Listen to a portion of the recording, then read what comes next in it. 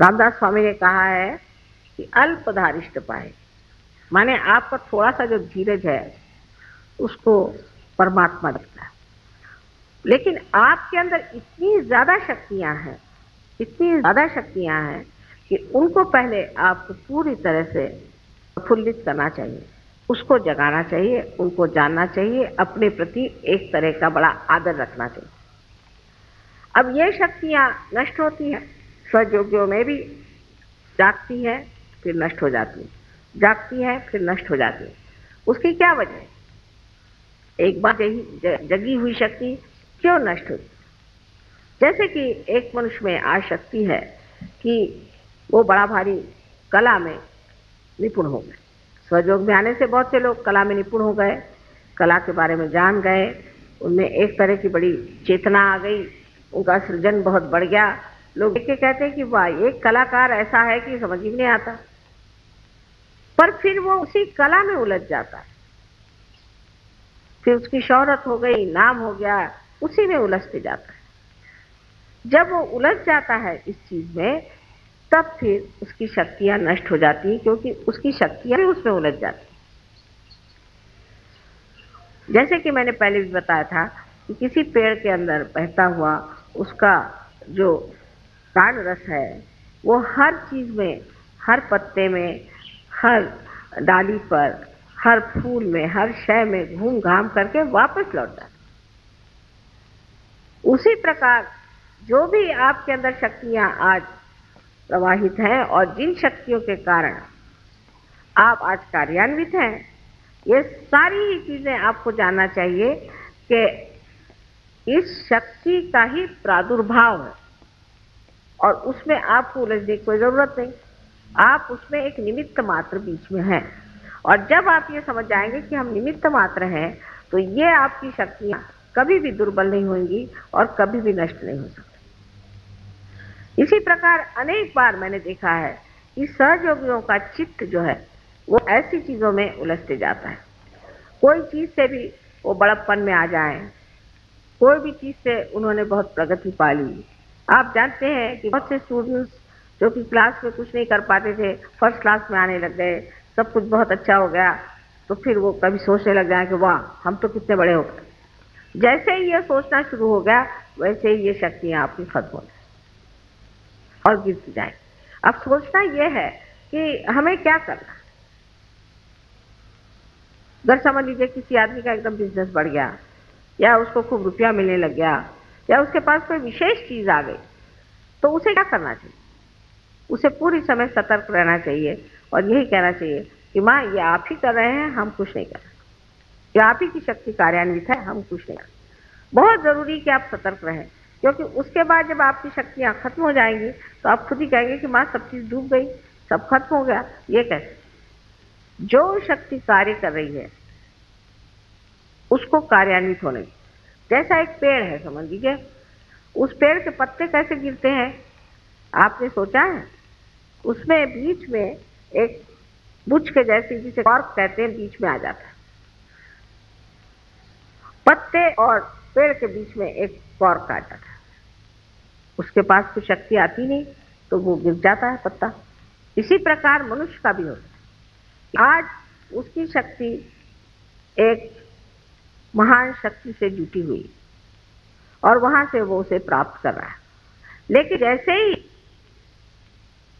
वो अपने को कुछ समझने लग जाए, या उसके अहंकार में बहक जाए, या उसकी जो अनेक तरह की गतिविधियां हैं, जिस तरह से कंपटीशन, ये वो, इसमें उलझता जाए, तो उसके बीच में एक दरार पड़ जाती, और उस दरार के कारण वो मनुष्य फिर उसे प्राप्त नहीं कर सकता जो उसे प्राप्त किया हुआ है, क्योंकि वो तो निमित्त मात्र था, लेकिन जो शक्ति अंदर उसके अंदर बह रही थी वो शक्ति ही बीच में कट गई।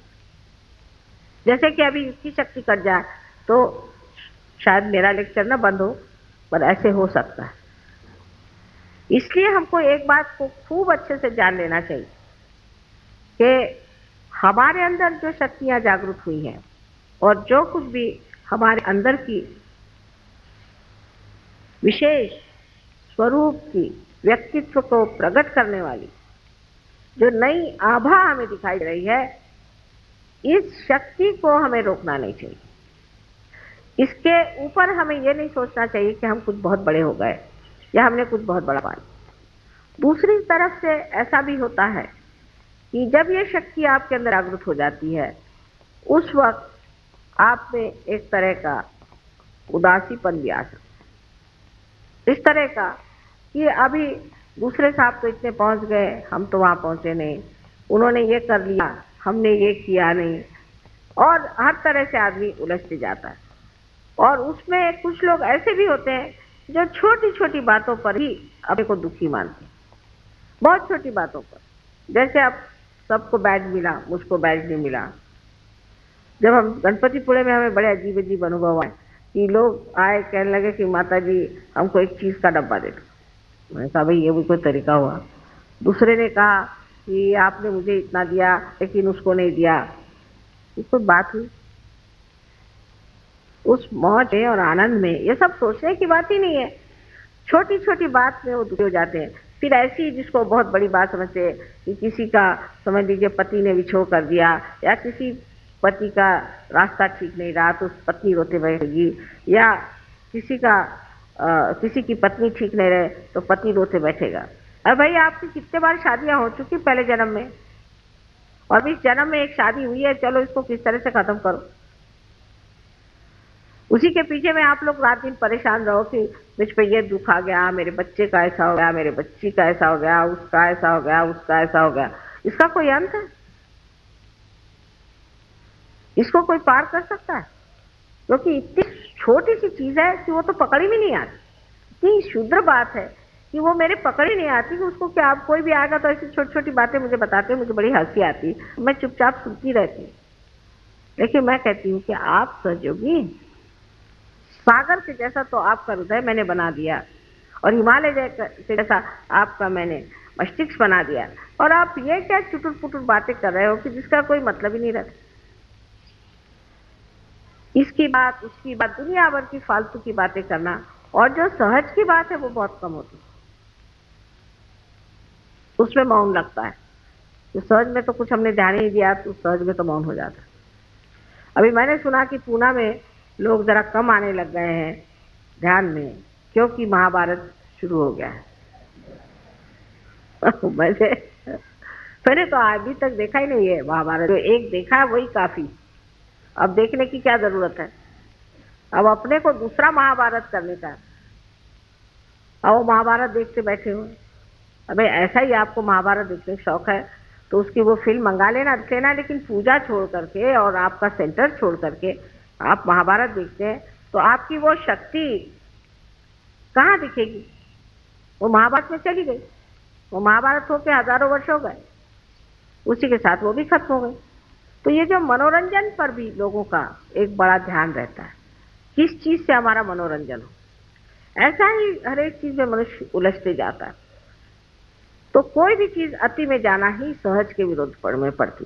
जैसे अब म्यूजिक का शौक है तो अब म्यूजिक तो म्यूजिक, फिर ध्यान भी नहीं करने का, म्यूजिक में पड़े, वो मनोरंजन है।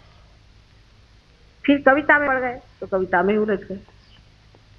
कोई भी चीज में अतिशयता में जाना ही सहज से विरोध में जाना है। इस बात को आप गांठ बांध के रखें। और दूसरी चीज कि जो हमारी शक्तियां, उनको सम्यक होना चाहिए, तभी हमें सम्यक ज्ञान मिलेगा, माने इंटीग्रेटेड नॉलेज। अगर एक ही चीज के पीछे में आप पड़े रहे और एक ही चीज को आप देखते रहे तो आपको इंटीग्रेटेड नॉलेज नहीं हो सकता है, आपको सम्यक ज्ञान नहीं हो सकता है, आपको एक चीज का ज्ञान होगा। अब जैसे मैंने देखा है कि बहुत सी लेडीज होती हैं, बड़ी पढ़ी लिखी होती हैं, बहुत बड़े से, पर कभी अखबार नहीं पढ़ती, उनको दुनिया में पता ही नहीं कि क्या हो रहा है।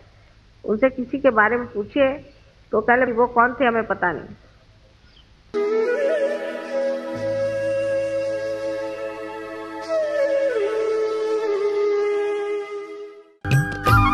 सब्सक्राइब कीजिए कुंडलनी जागरण को और प्रेस कीजिए बेल आइकन को, जिससे कि आपको मिल सके हमारी लेटेस्ट वीडियो सबसे पहले।